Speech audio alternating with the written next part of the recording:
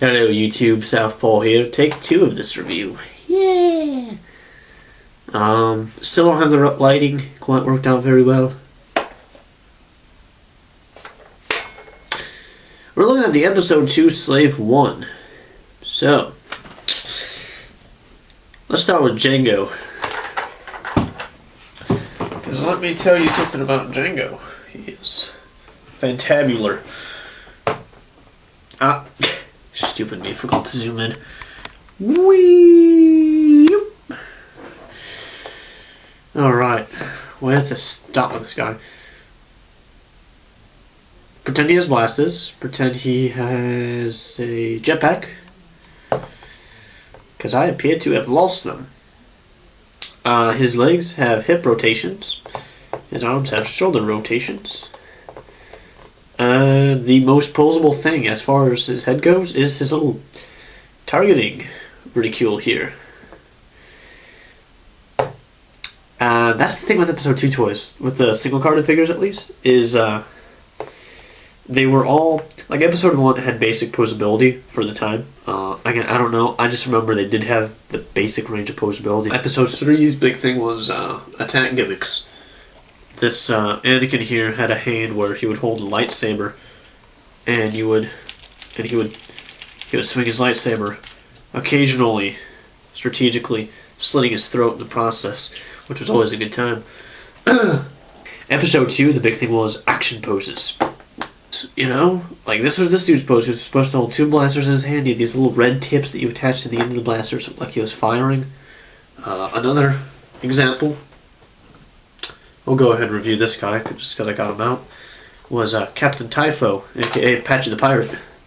Arg, me mateys. I be protecting the Queen. His pose, supposed to put his guns, boom. That's it, because really, if you moved his feet even a little bit, he won't stand. I think his blaster's up in the Millennium Falcon. I think Jango's crap is up in the Falcon too. At least he had a removable helmet. Jango didn't.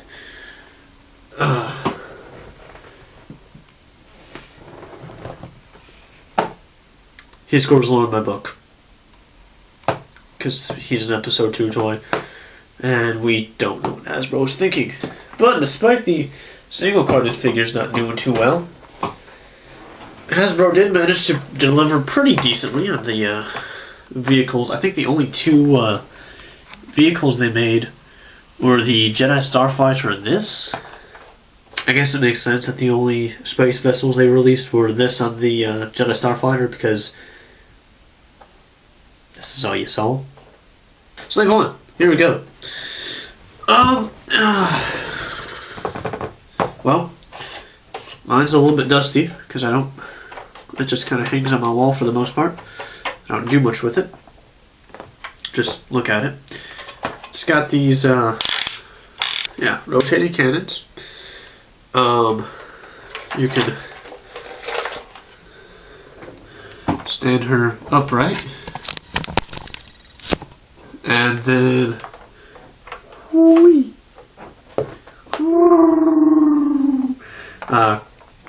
cockpit opens.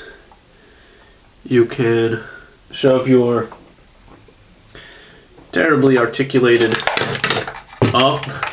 Look at that.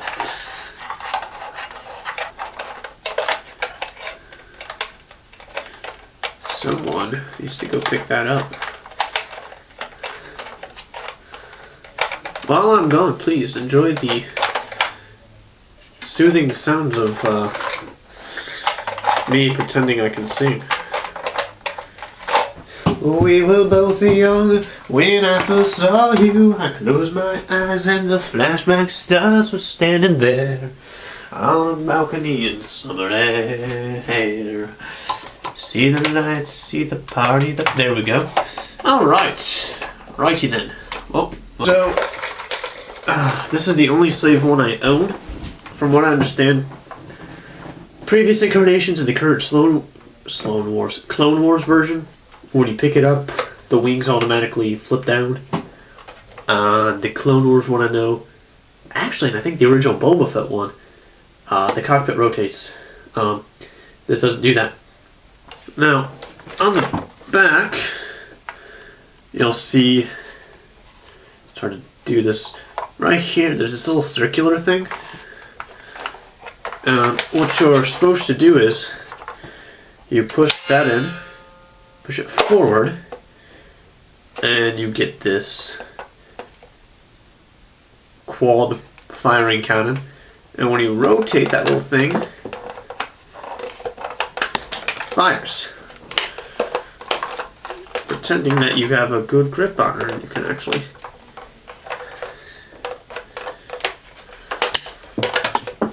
yeah. So there's 4 missiles. You got 4 more stored on the back. Then there's another button, and that deploys little seismic charges. Got toy bits going all over my room now. Okay. And that's all these are. Last review, you'll remember I shot off the missiles in the Delta 7. Completely forgot to put them back up, so next time I get that down, I will snap them back in place. Second ship, Jango Fett owned. The first one was referred to as Jaster's Legacy. Jaster Muriel was Jango's commanding officer and mentor back during the Mandalorian Wars. No, not the Mandalorian Wars. The Mandalorian Wars? Maybe. The second Mandalorian War, if it is the Mandalorian Wars, because I think there was one way back in the day. He acquired this ship, according to the game Star Wars Bounty Hunter, while he was on the prison asteroid Uvu 4, and it was during that mission that he met Sam Wessel. Phosphorite class police vessel prototype. He destroyed all the other prototypes. I want to say Kuat Drive Yards was doing the file sprays. I could be wrong on that. It was either Kuat Drive Yards or Corellian Engineering. Although this doesn't look like something Corellian Engineering would do.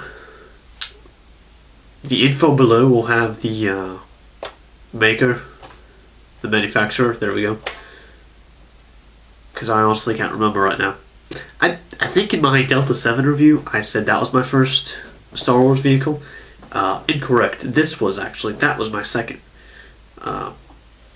You can see there's a little whoop, rectangular cutout. This finger's on it. You push that, and you have a little image of the tracking device. This was a decal that Obi-Wan threw on when they were blasting out of Kamino all the way to Geonosis. In the novel, or maybe it was the comic book, I don't remember now, Jango shot it off. He and Boba were coming off the ramp, and Boba's like, "Hey, look, Dad!" And his dad just shot it off. Then you can rotate it one more time, and hey, it's nice and clean. There's a handle there. That was done so that you can run around the house, annoying your parents with it, and just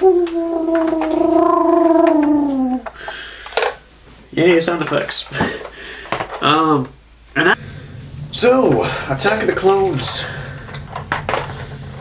Slave 1 with Attack of the Clones, terribly articulated. Jango Fett. My opinions of the Attack of the Clone single-carded toys do not reflect my opinion of the actual film. And I also reviewed Captain Typho. Yay! Oh! Display. How does it display? Well, you can see if it's just kind of sitting there. I mean, obviously, look, the Slave 1 is a very unique ship. If you got it sitting there like that, cool. If you want to... I don't know why you'd like it like this. It looks cooler with the ramp facing out. Maybe you have a newer figure with posability coming off the ramp. Maybe you got the Clone Wars Boba. Single carded Clone Wars Boba, and you want to have them half on the ramp, kind of. It displays well though, by just sitting here. Using fishing line, so I guess if you wanted to, you could hang it by the wings. What I did, you might have noticed this when I was showing off the back of it, is I got this little wire ring here, and I got, I want to just pick you up, a little nail on the wall. So, and it just kind of docks on the wall there and displays. Next review I do could be anything.